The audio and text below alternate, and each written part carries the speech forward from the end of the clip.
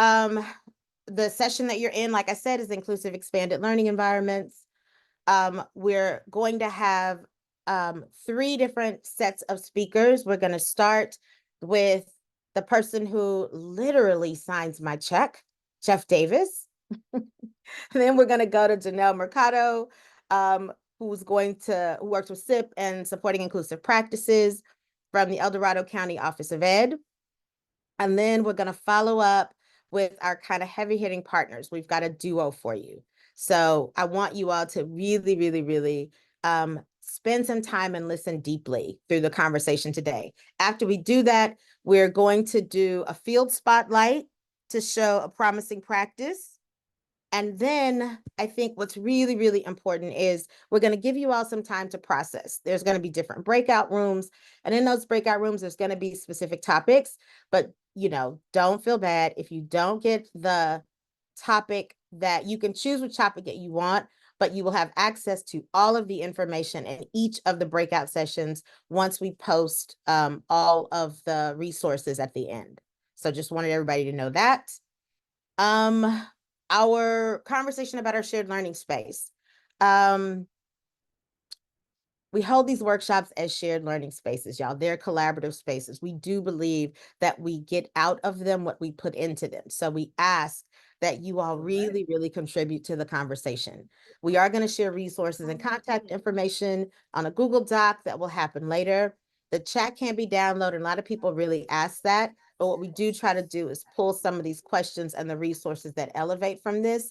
And when necessary, we'll also adjust the slide deck so that when you get it, it is reflective of the entire conversation that we've had. And lastly, that the presentation materials, we try to say within 24 hours, at max it's 48. But for those of you that either were on the call yesterday or were unable, the recording and the PDF are already up. So you can go to the CAN website and access those. Last couple of announcements. We have 2 more academies coming up after this. It's next week, leveraging multiple funding streams to build quality expanded learning programs and supporting our youngest learners with quality programming. So that'll be next week on the 17th and 18th. We have fall office hours starting back up September 27th. You all know you have questions. We try to answer. If not, we just talk about it a lot. It's the place for you to come and actually really engage in some conversation and to hear promising and best practices from the field. Lastly, stay connected with us, y'all. What we've been trying to do at CAN is, as we learn and the field learns, we've been trying to make that information accessible to you. So there's things you can always get on our websites, but there's also information and quick tips and things that we share out through our social media. So please follow us, stay connected. Lastly, before I say some stuff that I've always thought about, is the SSEL is another strong point of contact for all of you. As much as we try to connect you with CAN, there is an entire system of support, and there's local and regionalized support that is really meant to help you. And it's the partners with our county teams and the Department of Ed. So please, if you have not met them, you should meet them. Scan the link. There's also the bit.ly, and we'll also make this available. And lastly, with the expansion of ELO-P and bringing a lot of people into the field and into the work, we started having a conversation about some of those people were coming in and not really knowing what expanded learning was about. Yes, we're housed on school sites in some places, but that doesn't mean that we are an extension of school. It means we are an expansion of school. With ELO-P, we have a real opportunity to actually rethink what our educational system feels like and does for children and families. So, having said that, we leave you with this. We believe that every child, youth, and the adults that live, love, and work with them deserve just and affirming spaces and opportunities that enrich, empower, enlighten, educate, and elevate them. We know that learning happens in every context, and young people are assets in supporting their own learning and co-creating the solutions to the issues and challenges they face. Expanded learning or out-of-school time spaces can be cultivated by anchoring in some core beliefs and shared mindsets that we hold dearly. We're rooted in love, and love is shown in our actions and our words. We're asset anchored and driven. We're aspirational in our mindsets, words, and actions. We are connected by our differences because that's what gives us strength and creates our collective. The appreciation of every culture, language, and lived experience is what we leverage to grow and nurture our collective spaces. We make decisions based on elevating the intrinsic gifts, talents, and wisdom of those closest to the problems we work collaboratively to solve. And lastly, we learn by doing and we grow by reflecting on that learning. Hearing that, we want you to hold this as you go through the learning that we have for the rest of the day. So, having said that, I want to welcome my boss to the screen, Jeff Davis, the man with the positional authority who creates opportunities for thriving for an entire team. Welcome, Jeff. Thank you, Tiffany. And as we talk about the system of support for expanded learning, today's presentation is also, and I'm going to just drop this in, is also a collaboration between the system of support for expanded learning and another system called the statewide system of support. Both of these systems are county-based, and today we're really going to be talking about the sort of the what's, the whys, and the hows of how we create more inclusive, expanded learning environments. Let's go ahead and take a look at the next slide, where we're going to get into first the what of expanded learning. And of course, right, expanded learning is a time and a place, right? It's before school, after school, summer, and intersession. It focuses on the academic, social, and emotional and physical needs and interests of students through hands-on and engaging learning experiences. And it's student-centered. It is meant to and intended to include community partners and complement but not replicate the core instructional day.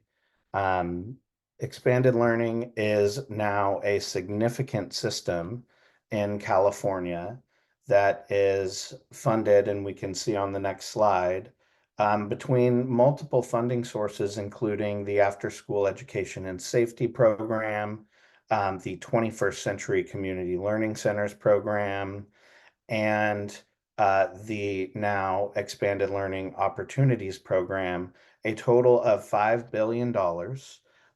This is a significant system, one in which is intended to provide every local education agency, that school district and individual charter school, as we can see on the next slide,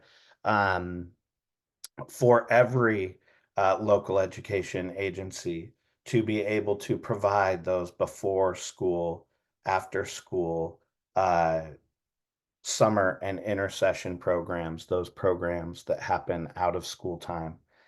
And I think that expanded learning programs, while in very real reality, right, have real challenges, including all students in really meaningful ways, because of a lot of structural challenges. But in I guess theory, the program is very fertile ground for inclusion of all students and a place where all students can feel belonging. As we can explore on the next slide, the early days of expanded learning in California, folks will remember acronyms like ASL SNP and BASIL SNP. But a lot of those programs were influenced by the youth development framework that had been created by the Community Network for Youth Development. And in that framework, right, we see that, right, safety, relationship building, youth participation, community involvement, and skill building leads to positive learning outcomes and life outcomes.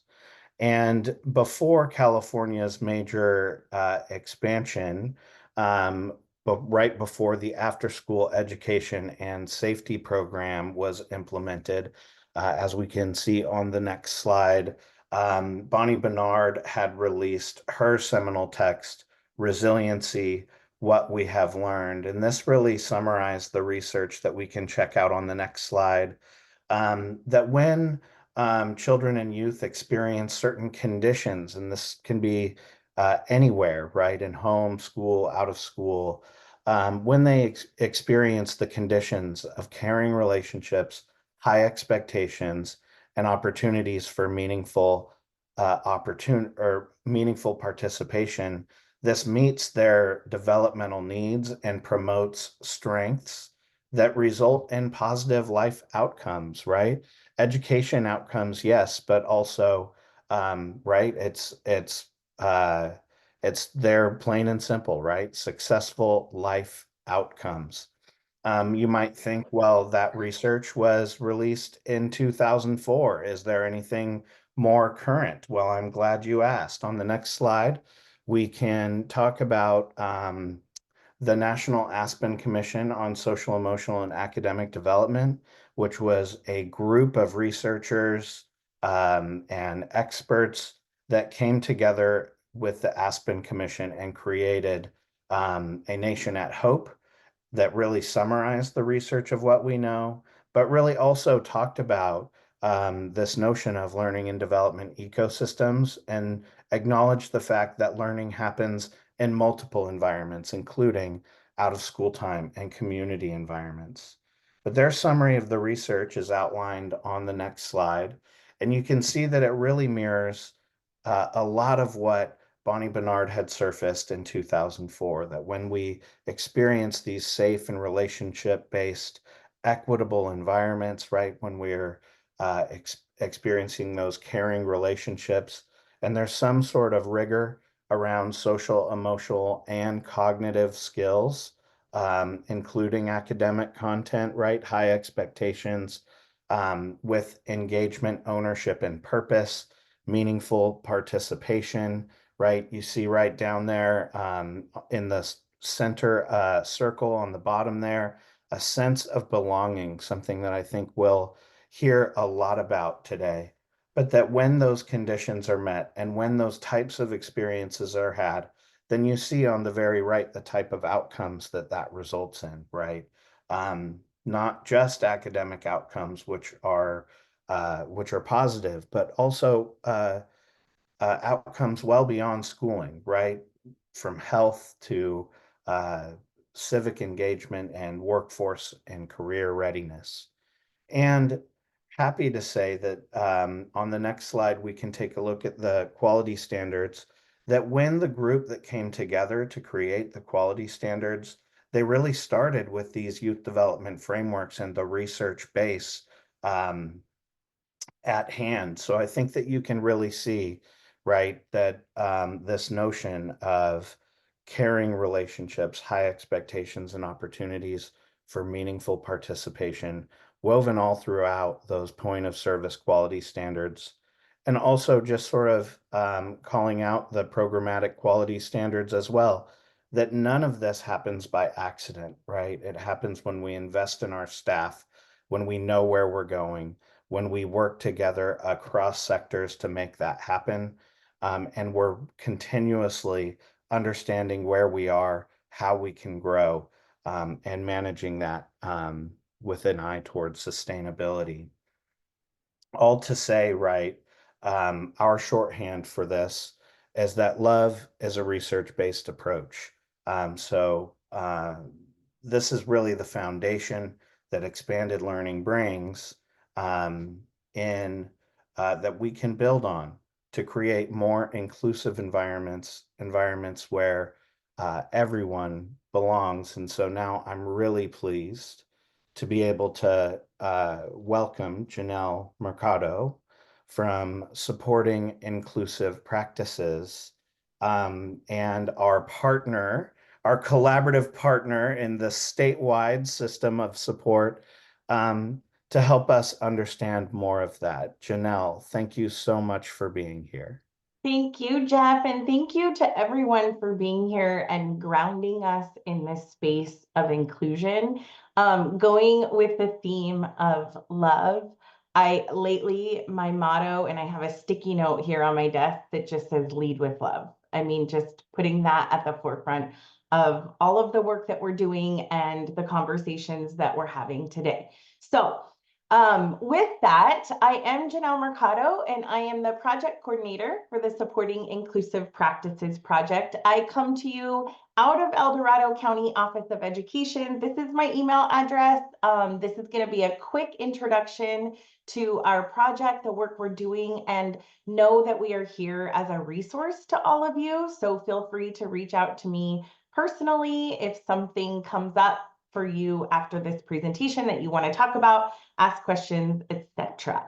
So next slide, I'll tell you a little bit about our project. We are funded by the California Department of Education, and our project works out of both El Dorado County Office of Education and Riverside County Office of Education. And that is because we do span this work across the state of California. Our vision and our mission, and it is deeply, deeply personal to all of us, is to provide technical assistance to educational communities. And that is intentional that we use the words educational communities, because while we do work in the space of education, early ed, all the way through the higher ed system, we know that this work has to happen with a whole child approach and a larger community perspective. And so our goal is to create more inclusive environments, equitable systems. We want to give students agency. We want to empower all students, including students with the most significant support needs. We want to help them become resourceful, civic learners, and by the end of the system, we want them to have jobs. We want them to go to college. We want them to be happy, have friends. So our vision is for every student to be educated in that environment that is intentionally designed, equitable, and inclusive. Next slide. So we're set up, the way our project is set up is across 3 tiers of support, because in education, we love our tiers of support. And so tier 1 is our no cost professional learning. And we have a 1-pager that gives you more information about this, but it's essentially anything that you would find on our website, which is sipinclusion.org. You can also follow us on social media, Facebook, Twitter, and now Instagram at SIP Inclusion. We also host a statewide resource that's been around for quite some time. It's called the Special Edge Newsletter. And that is a great resource for families, for educators, for community members to just see the landscape of California and what's happening across the state to support students with disabilities. And then we also have a podcast for those of you that are interested in podcasts, Sip and Sam Inclusion Podcast. So all of this is at no cost. We host an annual virtual inclusion conference every year that our save the date is going online hopefully today. So you can find that coming soon. Our tier 2 level of support, though, is providing technical assistance to specific school districts. Right now, we're working with 96 school districts across the state of California in doing a much more deep dive, individualized approach to helping them in their design or redesign of inclusive schools. So I actually was seeing the folks logging in today and noticed that we have a number of folks who are working in districts right now that work in the districts we're supporting. So that alignment is just so exciting to see that we can wrap our arms and our love around students from before school, during school, after school. It just gives me so much joy. And actually, you can see on our website the districts that we are supporting. They're called our grantees because they are receiving some funding to receive that support from us. Tier 3 level of support is essentially that deep dive in partnership with the California Department of Education, other members of the statewide system of support to assist some of those districts who have the highest level of need. Next slide. So please drop any questions in the chat that you have for me, and I'll try to get to them after my presentation. But I want to ground us with some quotes, and these quotes come specifically from the disability community. It is really, really important, and you'll see that so much of the work that we're doing within our project is to lift up, empower, provide a platform and space to hear from and work with alongside the disability community. Nothing about us without us. This quote comes from the disability rights movement, and it is absolutely the case. If we want to learn a thing or two about how to support individuals with disabilities, let's start listening to them. So there's the other quote that says, disability must be considered within an intersectional framework because it cuts across political, social, and cultural narratives and identities. It really is an intersection lens. And to ground us in this space today, we heard about our work is so deeply connected to supporting those who are the most vulnerable. And when we're talking about individuals with disabilities, we recognize that there is an intersection of a number of other identities that are traditionally marginalized. So it's something for us to really be mindful about when we are thinking about how we're creating inclusive spaces and places. We're thinking about it from the disability lens, and we're also thinking about it from a cultural and identity lens. Next slide. So many of us, me included, there's a lot of learning and unlearning that we are doing as we continue to identify ways to best support individuals with disabilities in an inclusive setting. And we could actually advance this slide so we could see both the comparison, but to help us in our reframe or in our thinking or even question what it is that we do know about supporting individuals with disabilities, we need to understand where our perspective is and know that in the educational system, a lot of our perspective and what we know to be true, this system was created with the foundation of actually exclusion. With the best intentions, we created special education, general education from the very beginning. And that's often based on what we call the medical model of disability. And what the medical model of disability says is that that a person with a disability, it looks at the disability as something that needs to be fixed or treated. And it focuses on what a person can't do, so more of a deficit lens, versus what a person can do. And that often leads to these exclusionary placements and practices with the best of intentions. We all have the best of intentions when we're supporting students. It's the framing, the perspective. For many of us, it's what we were taught. Now, what we're moving toward is looking at a social model. And the disability community says we don't need to be fixed. We want to be honored. We want to be seen. We want to be valued as a person first.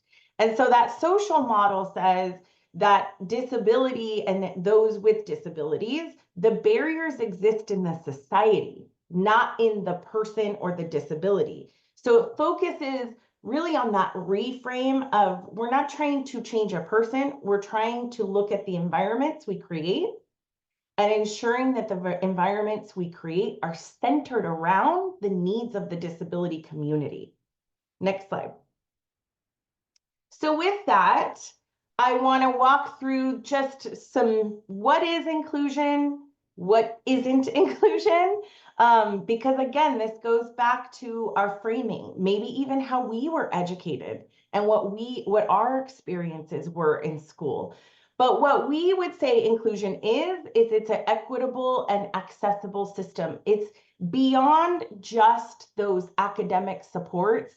It's, as Jeff was mentioning earlier, that whole child approach to learning includes social, emotional, behavioral supports.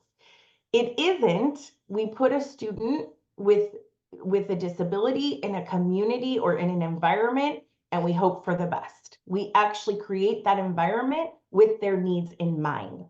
We're breaking down silos across general and education, special education, or education specialists.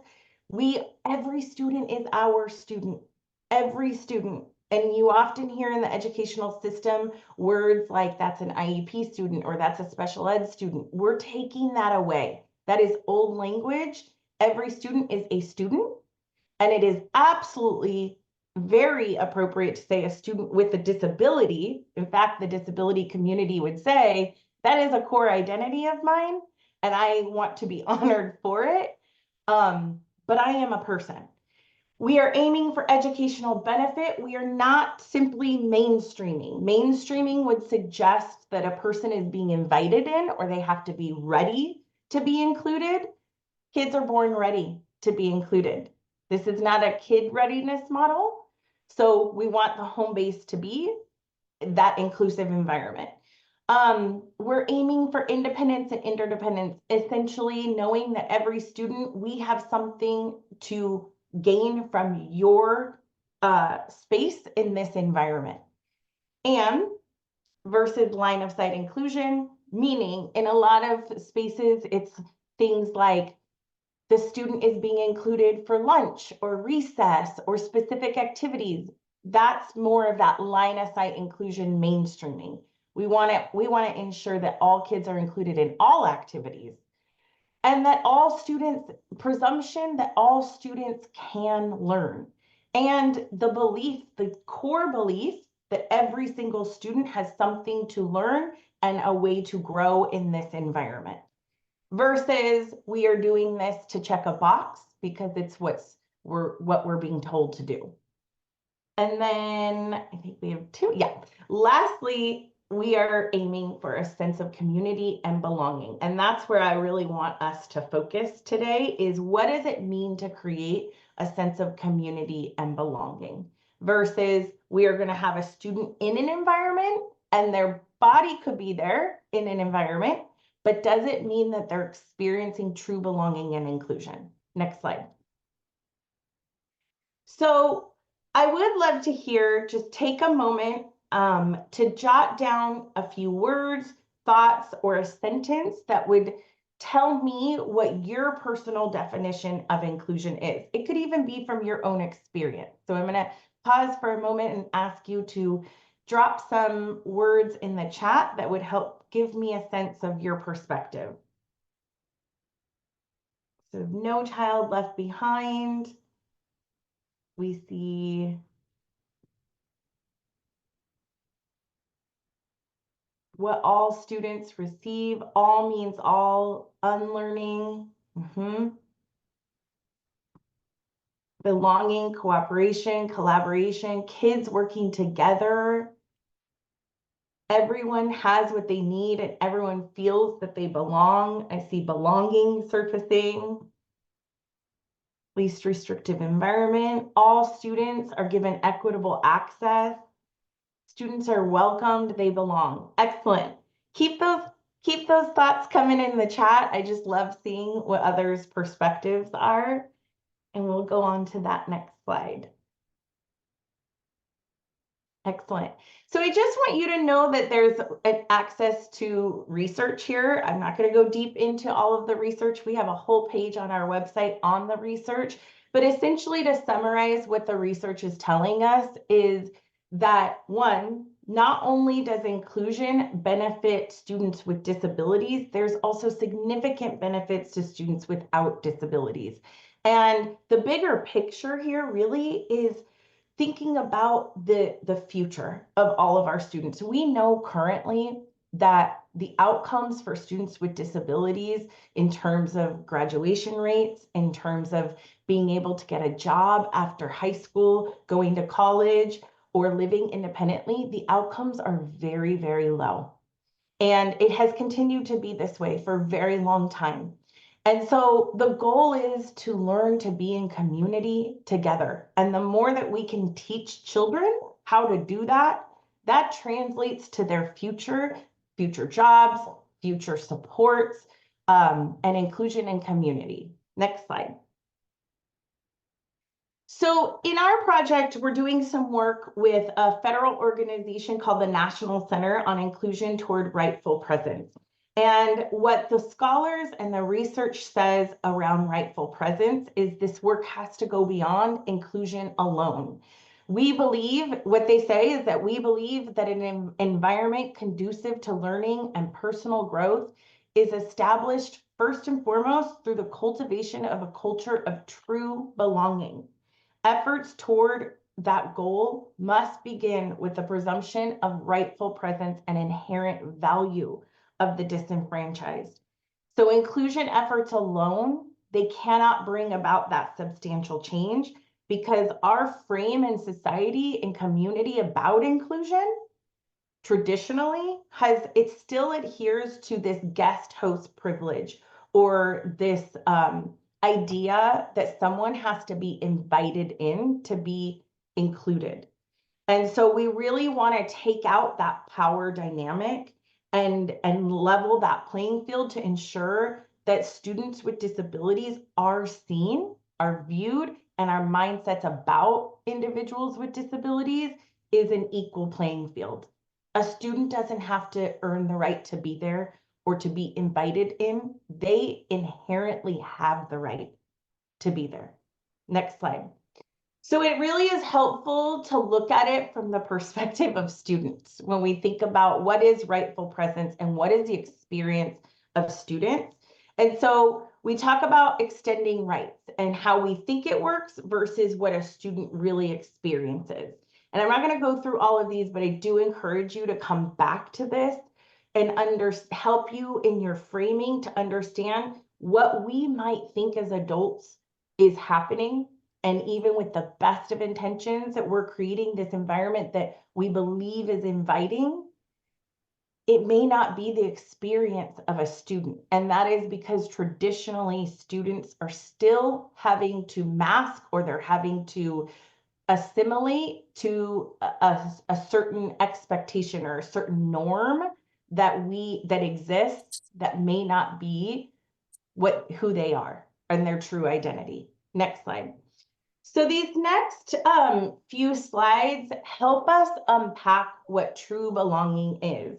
And when we think about rightful presence and we're in creating inclusive environments with and for those we serve, centering around belonging is the place to start. So the TIE Center is a wonderful resource that has outlined and unpacked what does it mean to create an environment of true belonging.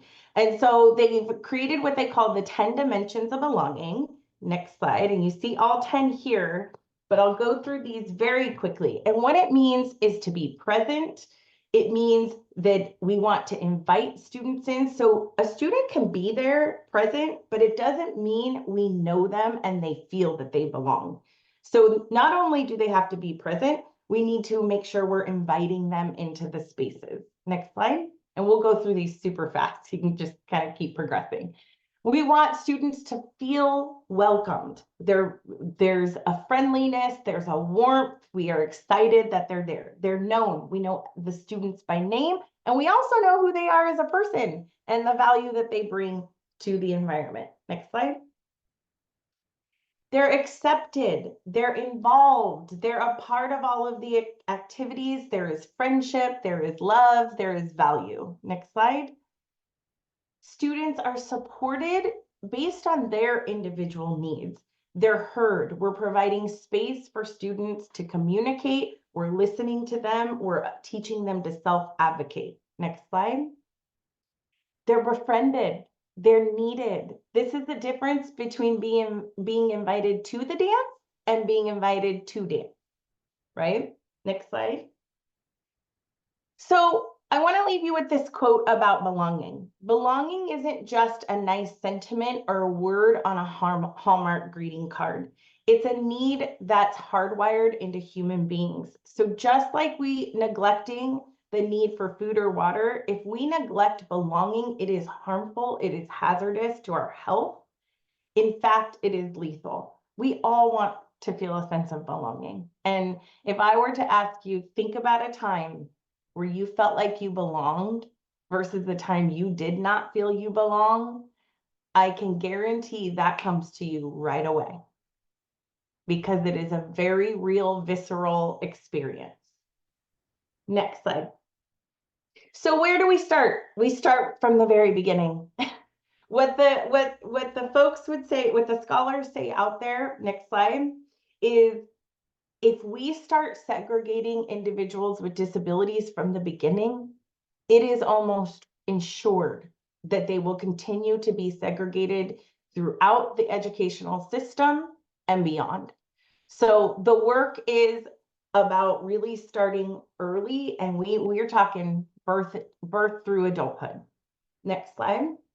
So in case you're not aware, we do have now college programs dedicated to support students with those who even have the most extensive support needs.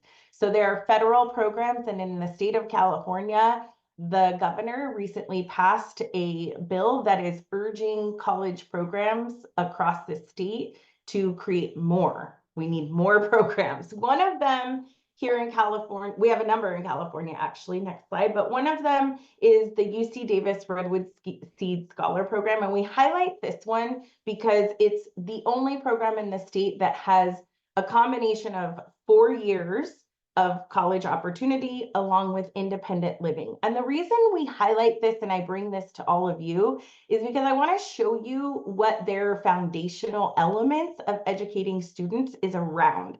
I see so many connections to the work you all are doing in expanded learning. So what UC Davis focuses on in supporting their students, they're not only focusing on education, but they're focusing on employment opportunities, exploration, independent living, health and wellness, leisure skills, and communities. So you can see how this work expands so far beyond academic support.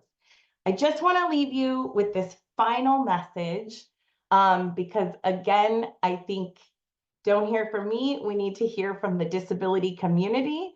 So a little bit to help us bust the myths about what we may think about individuals with disabilities and the opportunities that we can be creating. So we'll leave you with that. Thank you.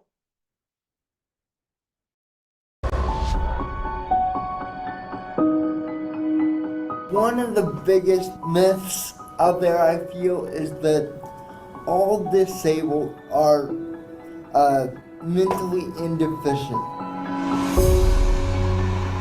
Some of the kids with disabilities, like me, can't hide that. They're there for the whole world to see. For a lot of people, when they see us with a disability, especially with a physical disability, they think we have limitations, right? And in some ways we do have limitations. For myself, I can do a few things better than a lot of people, and I can do a few things worse than a lot of people, right? Just like anyone else. Well, like always thinking that people with disabilities, mental disabilities, physical disabilities, that they'll never be able to do what a regular person can do. Because that's the one thing that everybody's always dealt with throughout their whole lives. They've always had experiences where somebody's gonna tell you, oh, you're not good enough for this, you can't do that, you won't be able, you're not mentally able to do something. Right now, you see people in the disabled Olympics running and with the mechanical feet, and they run 100 meters or even more sometimes.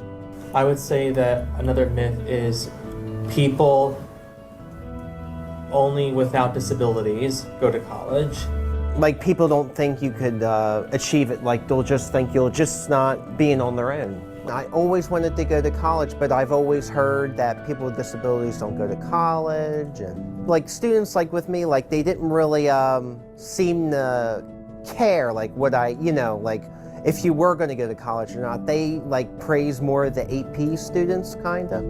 In the second grade, I had a teacher who told me that I should be institutionalized because she thought I was never gonna make it. It was just gonna get harder and harder and harder. But my 3.57 GPA, I think it's proved that one out.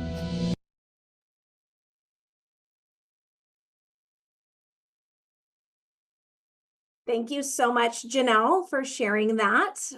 You really brought to us in the group the why and the heart of inclusion, so we appreciate that. Good morning, I guess it's still morning, everyone. I'm Laurie Balsano Wright from Open Access, and I will invite Leah to introduce herself. Hi, everyone. I'm Leah Padilla. I'm also from Open Access. And if we go to the next slide, we want to share our Open Access team with you. We are a very small but mighty team, we say. And Troy Tickle is our executive leader. We are out of Placer County, SELPA, and Placer County Office of Education. Laurie and I are the coordinators, and then we have 3 amazing content lead specialists on our team in the areas of UDL, AT, and AAC. And we have an amazing assistant who makes everything possible for us. And then on the next slide, we also are honored to have partners across the state that we work alongside and collaborate with. We work with the Antelope Valley SELPA, North Inland SELPA, Humboldt County Office of Education, and the Placer County Office of Education. And our project is funded by the California Department of Education and the California Collaborative for Educational Excellence. So Open Access is one of the statewide special education resource leads within that statewide system of support that Jeff was talking about earlier. We are grounded in the foundational belief that with access to quality and curriculum and instruction, that really all students, and we'll call out students with disabilities, can engage, actively participate, and learn within inclusive settings. And what really makes our project unique is that we highlight the importance of access and participation through universal design for learning, or what you'll hear often called UDL, assistive technology, or AT, and augmentative alternative communication, or AAC. And so on here, you can see our website is linked, and please follow us on social. And there is a link to the image there for a one-pager about our project. So next slide. So what we're going to do today is we're going to spend some time really diving into universal design for learning. And we'd like to activate some prior knowledge and think about how you might define universal design for learning, or UDL. So everyone on the call today probably has a very diverse range of background knowledge around this subject. So let's take a moment to reflect on what you may already know. So think about, what is your current level of understanding? How would you define universal design for learning? And we'd love to ask and invite you to drop that in the chat. Let us know, complete newbie, or I could take over this presentation today, and just share out what you believe or define universal design for learning is about.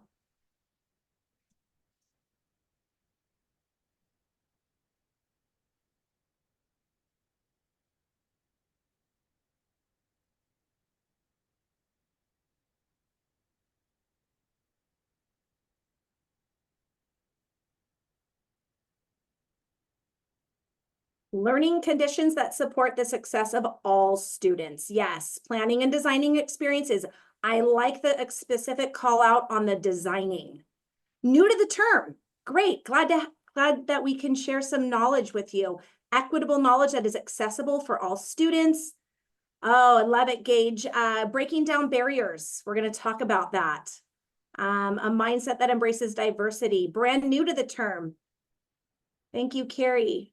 Well, we are going to hopefully share some knowledge and information with you. Continue on with the chat as we move to the next slide. So what we're going to do here is to really help further your understanding of universal design for learning. We are going to hear from the guru of UDL, Katie Novak.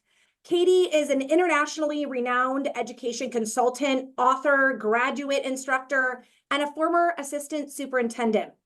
She has 20 years of teaching and administration with a doctorate in curriculum and teaching. And so she has written many published books, and she designs and presents on UDL all over, internationally, and all over the states. So we're going to watch just a quick 3-minute video where Katie really tells us her definition of UDL. People ask me all the time, what is UDL? UDL is Universal Design for Learning, and it is not a new name for differentiated instruction. There is a framework, Universal Design for Learning, and there is a framework, Differentiated Instruction. And although they can be used to complement each other, they are absolutely not the same thing. So let's talk about a little analogy that I like to use to explain the difference.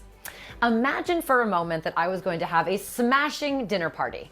Now, if it was universally designed, I want to make sure that everybody is going to have an awesome meal at my party. And so I'm going to anticipate or predict the variability of possible guests. Now, as my best friends, you're all invited, and you're going to bring partners and friends, and I might not know exactly what they eat, but worry not. I can predict the variability. I'm going to predict that some people might be lactose intolerant, might be vegan or vegetarian, have cultural needs, or they might be picky eaters. And when I can predict this, I realize that it would be a really bad idea to serve a casserole, right? Because imagine you come into my party, you're thinking you're going to have an awesome time, boom, tuna noodle. Ugh, I'm going to exclude a lot of people. But here's the thing. When I think universally, I recognize the importance of having different options and choices for everyone. And so when I universally design a party, I am going to serve a buffet. And the same thing happens in my classroom, is we can recognize and embrace the incredible variability of our students and identify the barriers that we know that some students face. And so if I recognize that I might have some students who struggle with language, some students who are decoding below grade level, some students who need additional challenges, I can create a buffet of ways for students to learn and share what they know using firm goals and flexible means. Now, differentiated instruction uses flexible groupings to make decisions about what specific students need. It's a great way to provide tier 2 support or additional intervention for your students, but when you plan using differentiated instruction, it can feel a little bit like you are a short order cook. If you're coming to my party and I say, I'm gonna have to make something for the people who are lactose intolerant, and I have to have another dish for everyone who is vegan, and I wanna make sure I have something gluten-free, I am now a short order cook and my kitchen is on fire. And here's the thing, you don't get to make choices for yourself. So we want to universally design instruction, we want to be really proactive and planful about identifying barriers and making sure that we're not reacting and providing additional dishes for every student. So the next time you feel a little frazzled and on fire with planning because you're worried about every single group of students, take a step back, identify some barriers, and make a flexible buffet and allow learners to self-differentiate and self-direct their learning. Because at a buffet, when everyone makes their own plate and you provide feedback and support those choices, I'm telling you, it is a much better party.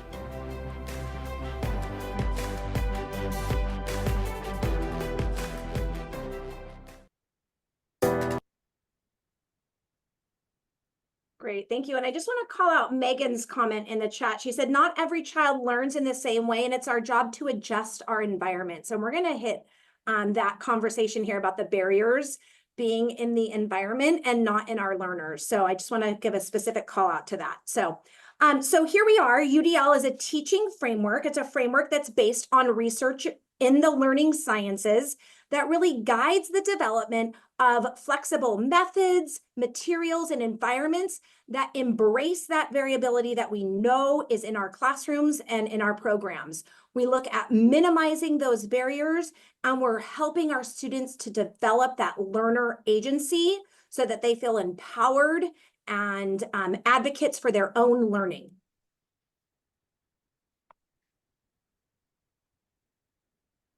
So we're going to talk about two of the big foundational concepts of universal design for learning.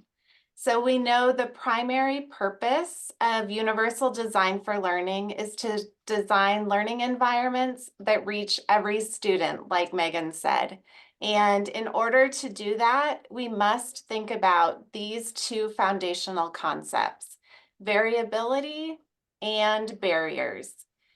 So UDL embraces the concept that everyone is a unique learner and rejects the notion of an average learner. So recognizing that variability is contextual and can be planned for, universal design for learning acknowledges that all of us have individual strengths, we have individual preferences, and individual challenges. So by accepting the diversity in all of us as learners, UDL aims to create flexible learning environments that accommodate and support this variability.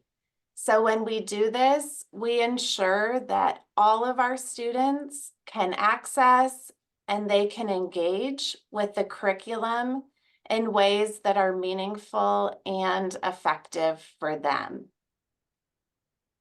And then, go back just for 1 second.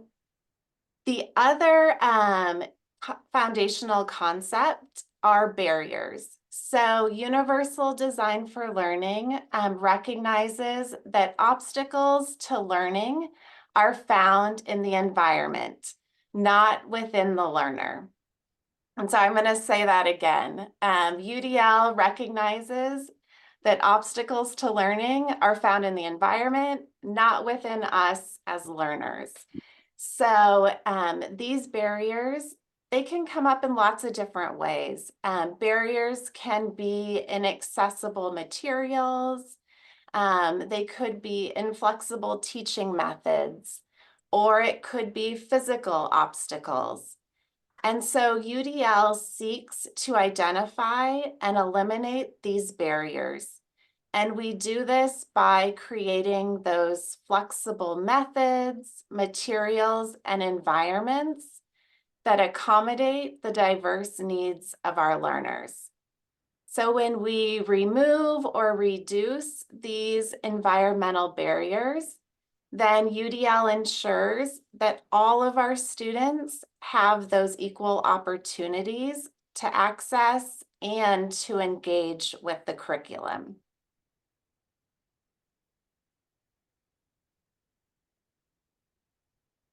So take a look at this image, and that is an image of a brain scan and the activity that is occurring within the brain.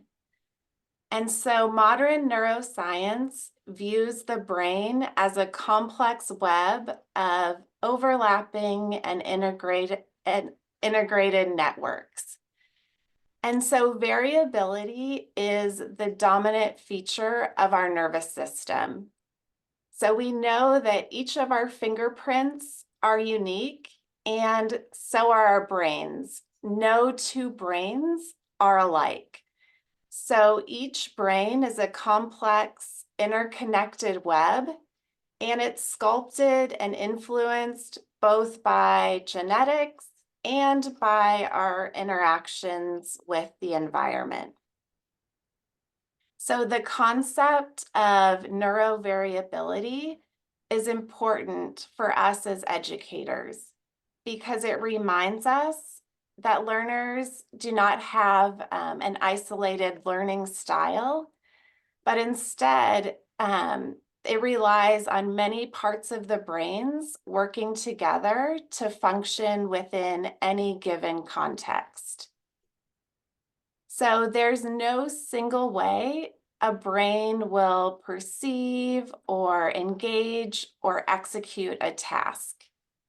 So variability is not just an important consideration for thinking about differences between students, but also within students in different contexts, right? The beginning of the day, the middle of the day, end of the day. things are going to be variable.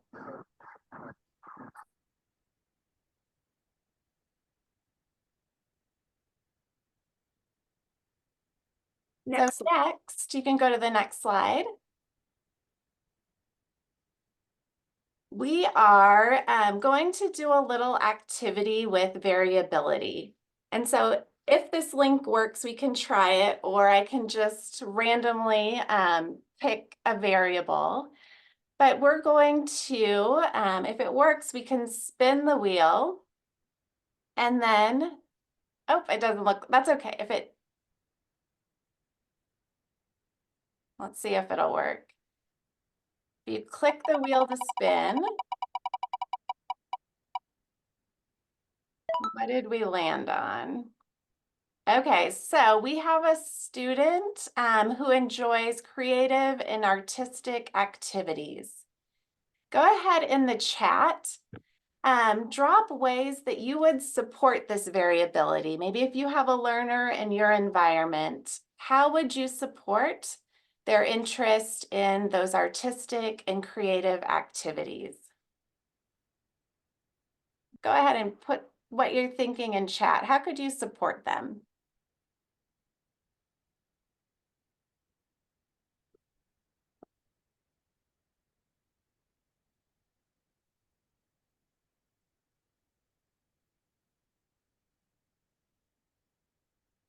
Lots of visuals, maybe an art box. They can choose an activity. Hands-on things I'm seeing. When you're having them to show their learning, giving them different ways to show it. You know, could they create a graphic or some visual to show? Having opportunities like music or performance, graphic arts, all of those are amazing ways that we can embrace that variability that we're seeing within our learning environments. Yes, using technology. So lots of ways that we can embrace that variability. Looks like you guys are masters at this. Let's see, we can go back to the slide. All right, I'm impressed with the creativity out there in those answers. So we're going to now talk about what is a barrier. And in our classrooms and in our learning environments, barriers are places where our learners get stuck or they become frustrated in a learning experience. And so barriers are components of that instructional design that could prevent learners from making progress toward a goal. So as educators, it is our job to think about and predict those barriers and then minimize, help remove them for our students to ensure that they have access to the learning and the activities going on in the classroom. Next slide. So necessary for some, beneficial for all. It's a very common term that you'll hear in UDL. So let's take a minute to look at this comic. And there's a student in a wheelchair at the bottom of the ramp, and he says, "Can you please shovel the ramp?" And the person shoveling the stairs says, "All these other kids are waiting to use the stairs. When I get through shoveling them off, then I will clear the ramp for you." And the child in the wheelchair says, "But if you shovel the ramp, we can all get in." So if we think about this as eliminating a barrier for one student can often benefit someone else or others. And so the concept of universal design for learning really originated in the field of architecture, and it was subsequently applied to education. So those ramps are not only serving individuals in wheelchairs, but maybe it's beneficial for parents with a stroller, a cyclist, an individual on crutches, or children who are learning to walk, or you carrying a tote behind you, a cart behind you. So that it really gives a nice image of universal design for learning. Designing at the margins. Love it, Jeff. So when we plan proactively, we are helping all learners to get to the same place together, even if they use different modalities to get to that same place. We are allowing students to have a greater sense of community and belonging, like Janelle talked about. So whether you walk or crawl, hop, skip down this ramp, everyone is still using the ramp as a community. And remaining within the learning environment and having variety of options for all can often allow students who need those options to feel like they can use these options because it's available to everyone in that learning environment. So it's not a separate tool that only some people can use if they have it. So when we proactively plan, the goal is still specific, right? Our goal is to get everyone either to the top of the building or to the bottom of the building, but we create a variety of ways to get there. So we often say firm goals, but flexible means to reach that goal.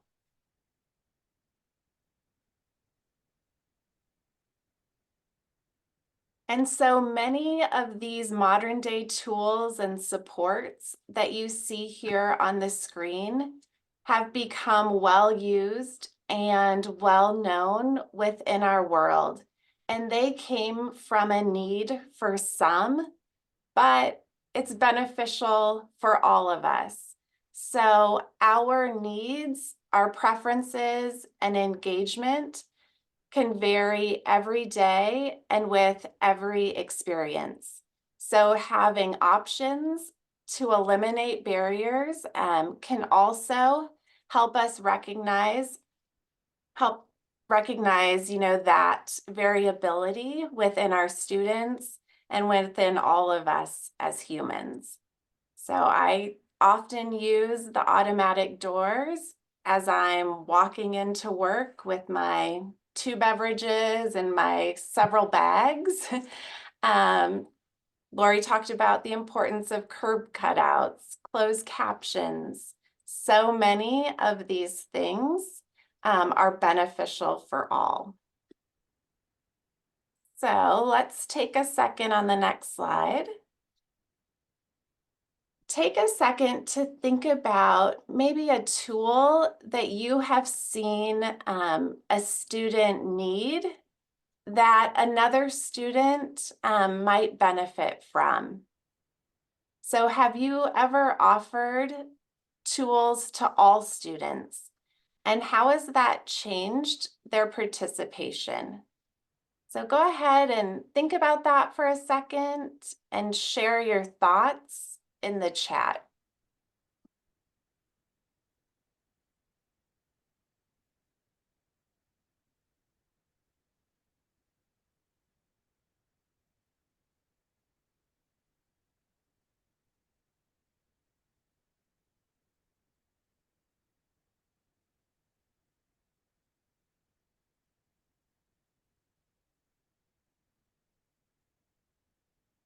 Oh, a calm down corner, yes. Like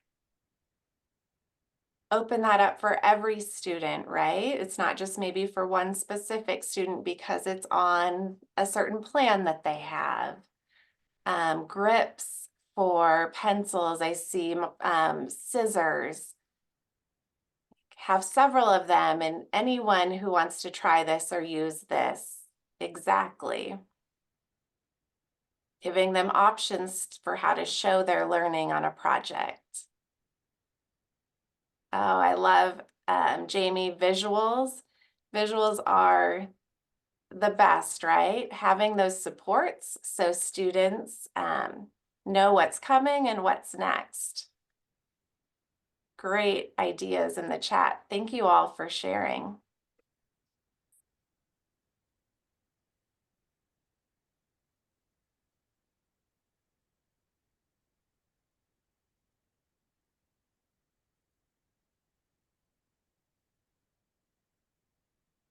Thank you so much. And if you need any more information or you want to learn more about universal design for learning, assistive technology, or augmentative alternative communication, our website is linked there on the home base, and feel free to reach out to Laurie or myself.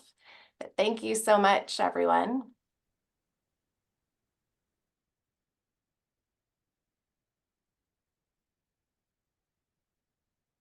Thanks so much, you guys. This has been such an incredible conversation, right? We had with both Leah, Laurie, and Janelle earlier, and Jeff really kind of setting the stage for that.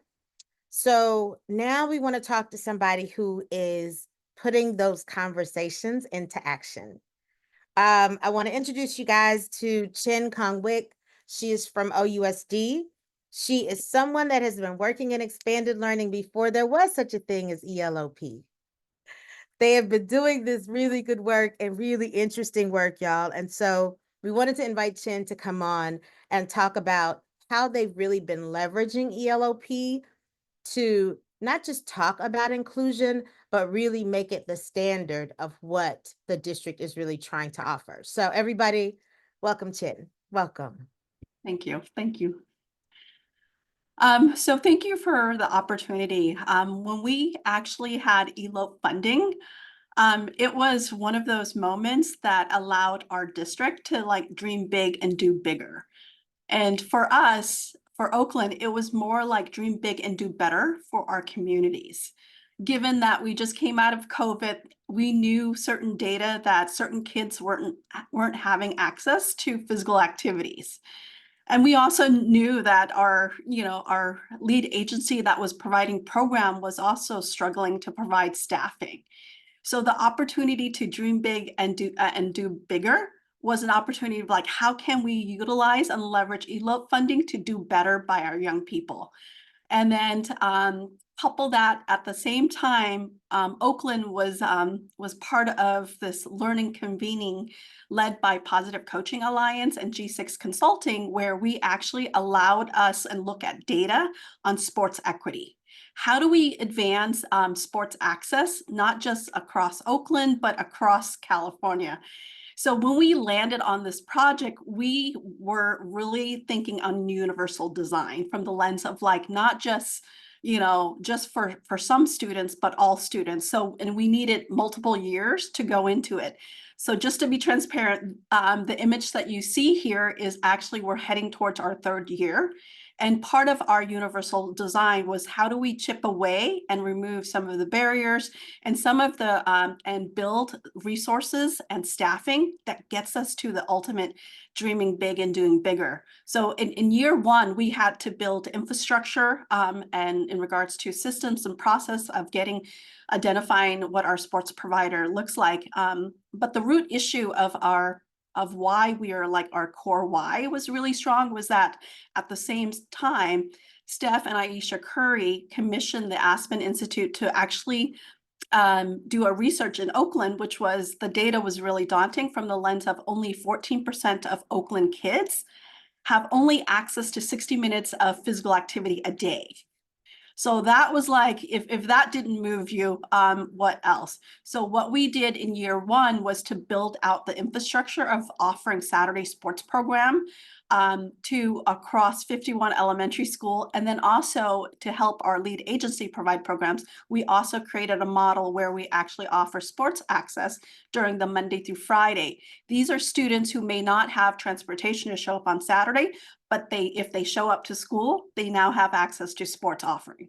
So our Saturday sports program, we began with the idea of like, how do we build access to many kids? One of them was girls. And then the other was, how do we offer sports access to students who don't speak the language? Because sometimes sports offering usually focus in a language that are English speaking. So we realized we needed to create programs that are focused for girls and newcomers. So we identify certain sports program that offers that. Now we're in year 3 and we pilot this last year and we're like going full feet on, which is building inclusive play. So last year we had a sports provider who had the heart of inclusive play, was Rob Skateboarding, where he built an adaptive skateboarding for students who have physical disability.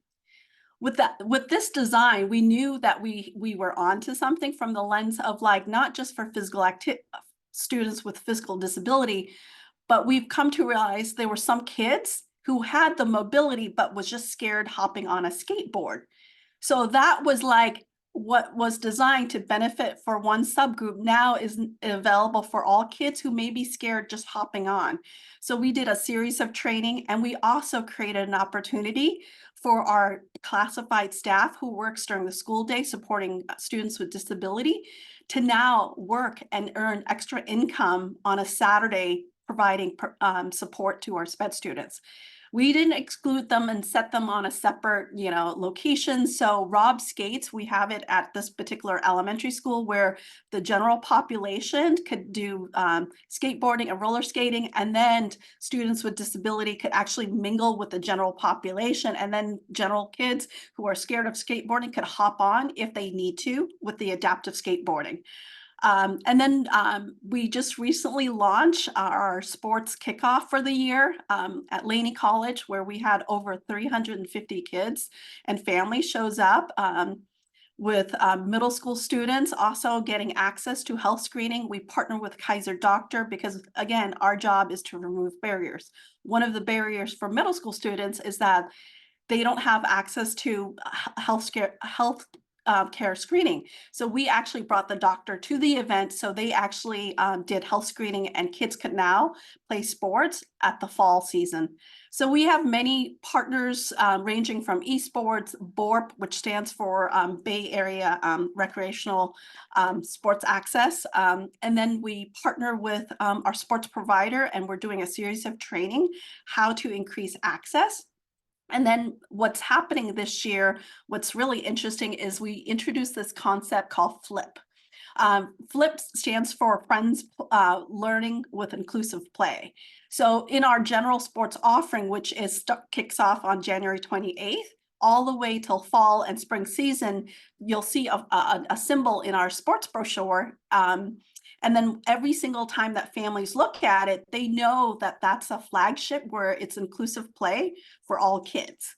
And parents can actually choose that. And within our FLIP location of sports offering, we have staff that meets the needs, equipment, and resources through our sports program. I could say more, but I'll leave it right there.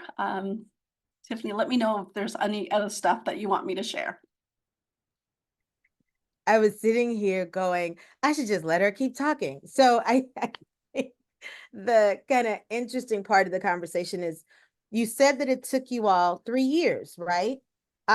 Because you started off initially, and I think I'd like people to hear that just because a problem was identified doesn't mean you were able to solve it overnight, right? And the intentionality that you all went about, like looking for providers during the summers that was just sports related, and looking at the capacity of those people to grow with this. So just a little bit about that, and then we'll kind of let people go into the breakout rooms.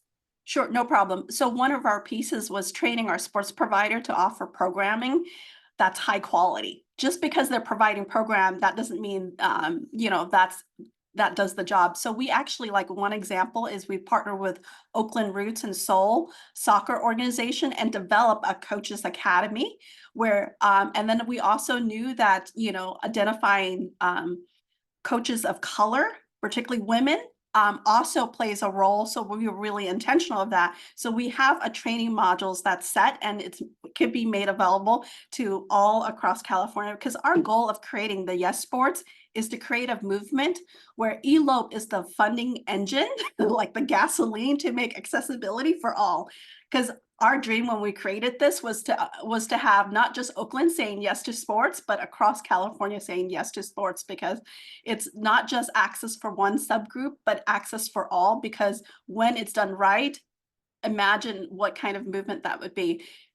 So we had to actually reimagine some of the obstacle was identifying food access, because most school districts don't have nutrition services working on Saturday. So that was one hurdle that we had to problem solve. We had to problem solve identifying sites, all these kind of stuff. So we actually created a playbook, and we're willing to share that because, again, our job is to create ELO funding as the engine that actually creates a movement where across California are saying yes to sports, because we know research that speaks that sports is good for young people.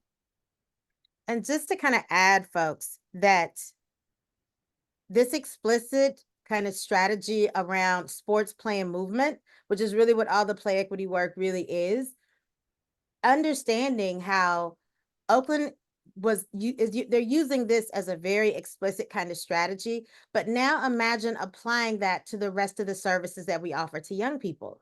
ELO-P really has created an opportunity for us to rethink what our educational system does and offers every day to kids and families. And I think it's been really interesting, right? That when the money first came out, people were like, well, what do we do with it? And I was like, if you would have asked people 5 years ago, all they said was, give me more money and I'll figure out what to do with it, right? And it's like, and now I think Oakland is a really good example of, and y'all, I want to be really transparent. Chen and her team, Martha, that whole group of people have been working really hard to do some incredible work. And it's not always easy, because one of the things that we know about expanded learning is districts don't always know how to leverage that work and those strategies, especially understanding that expanded learning funding targets our most marginalized and under-resourced children, families, and communities.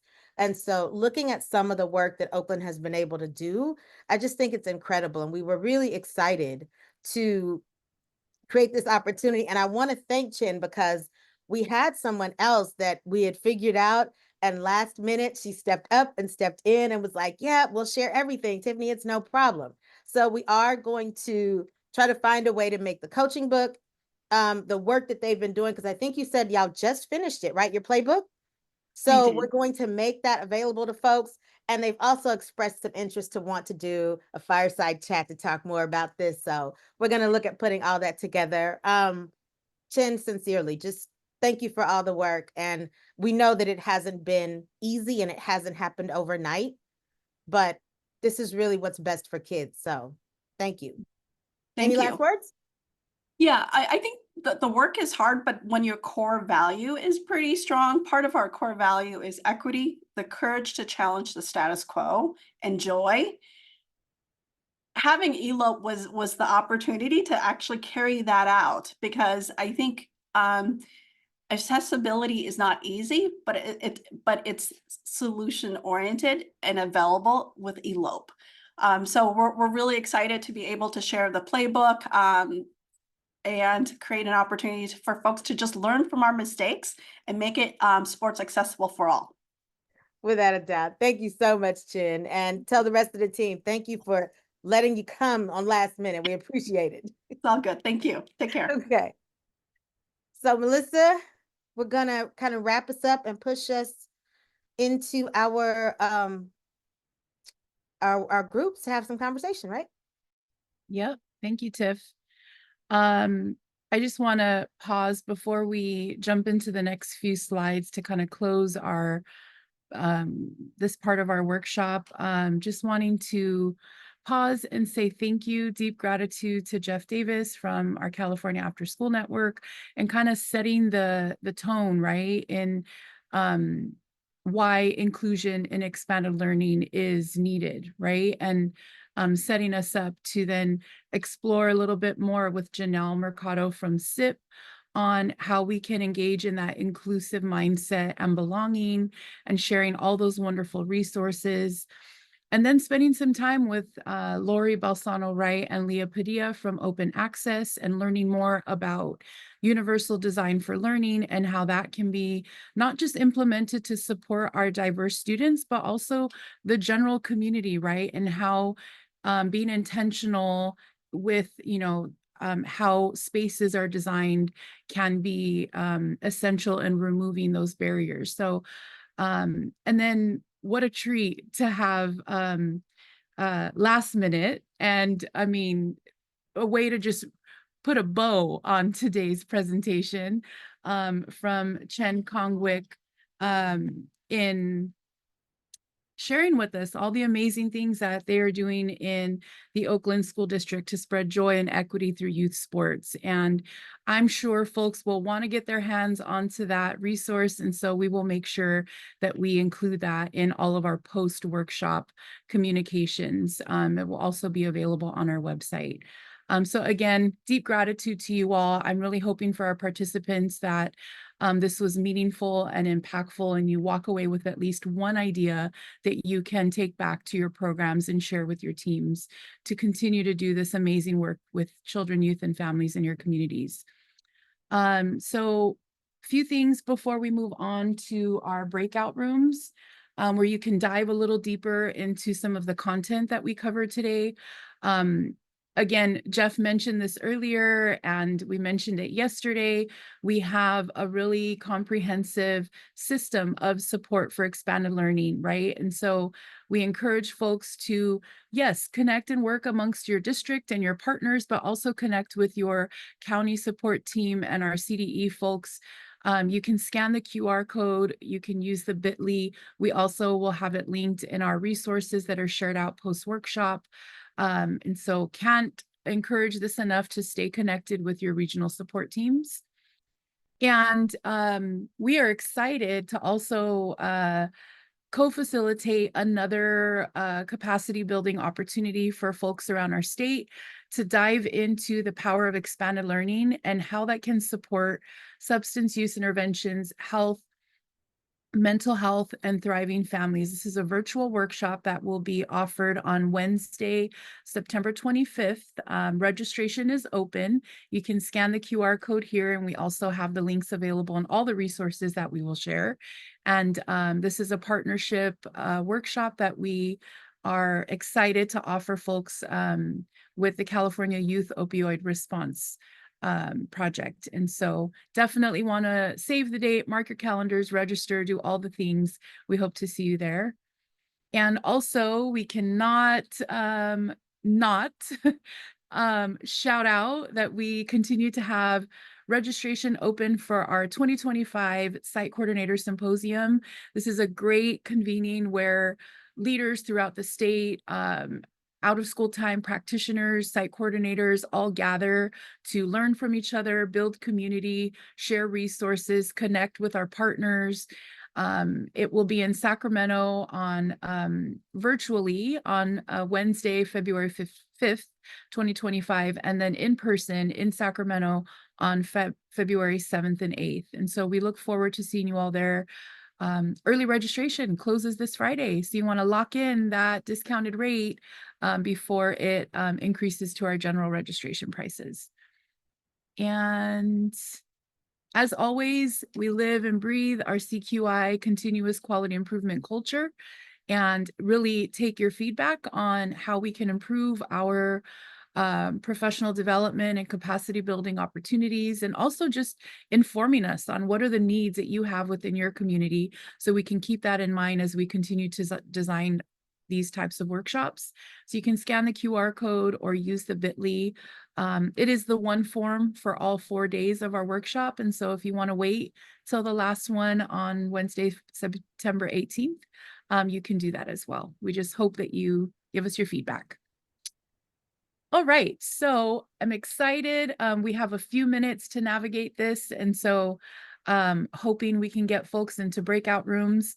We will have a team supporting in terms of the different topics that we have offered here. So in a moment, we will open breakout rooms, and we encourage you to join a breakout room. So in room 1, our team will be supporting a self-guided activity. Some of these will have all of them will have some sort of discussion, some type of resource that folks will be able to either watch or read, and dive a little deeper into there was a lot of content, right, that was presented today. So wanting to make space for folks to be able to process some of the resources and materials that were shared. And so, as I mentioned, room 1, we will spend some time on envisioning an inclusive community. In room 2, we will have space to gain perspective about lived experiences from the disability community. You can jump into room 3 to learn more about SIP, or you can join room 4 to learn more about open access and all the resources that they have. You can spend some time diving a little deeper into UDL, Universal Design for Learning, in room 5. Or if you want to explore some of those variability pieces, right, that our open access folks presented on, you can join room 6. Room 7 will focus on some of those barriers. And then room 8 is kind of just like an open space if you want to process and engage in discussion with some of the other participants. There isn't like a specific topic other than just processing all of this great stuff that everyone shared today. So if you are familiar with how to join a breakout, we will open those in a moment. If you need support doing that, you can join in 3 different ways. So on the first option we have here is when the breakout rooms are open, at the bottom of your Zoom screen, you'll be able to see the breakout room icon, and you can click on that, and this box should appear, and you'll be able to scroll over which room you would like to join, and you can click join, and it should then navigate you to the breakout room that you want to join. We are all going to be jumping into breakout rooms, so it may just take a moment because it might skip around a little bit. So just please be patient with that process. But you'll get to the space that you want to get to. Or if that doesn't work for you, you can rename yourself, and our team